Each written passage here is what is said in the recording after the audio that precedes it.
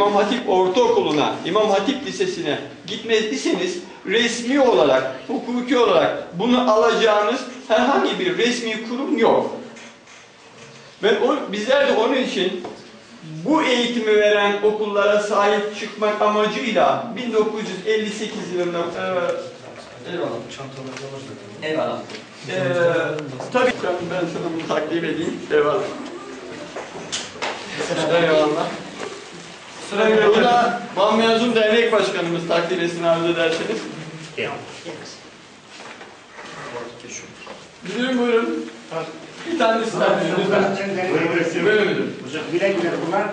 Senden başarı bekliyorum.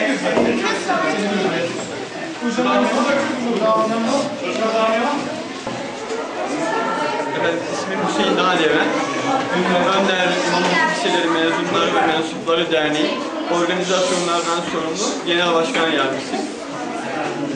Malum derneğimiz 1958 yılında Türkiye'de ilk defa kurulan İmam Hatip Liselerinden birisi olan İstanbul İmam Hatip Lisesi'nin ilk mezunları tarafından kurulan ve Türkiye'nin ilk sivil toplum örgütlerinden bir tanesidir. Malum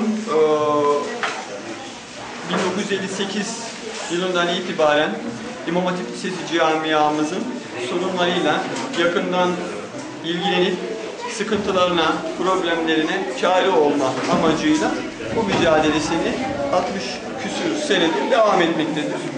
Malum bir süreç yaşandı, 28 Şubat süreci yaşandı. Elhamdülillah bu dönemde o süreç iki yenilikle son bulmuş oldu.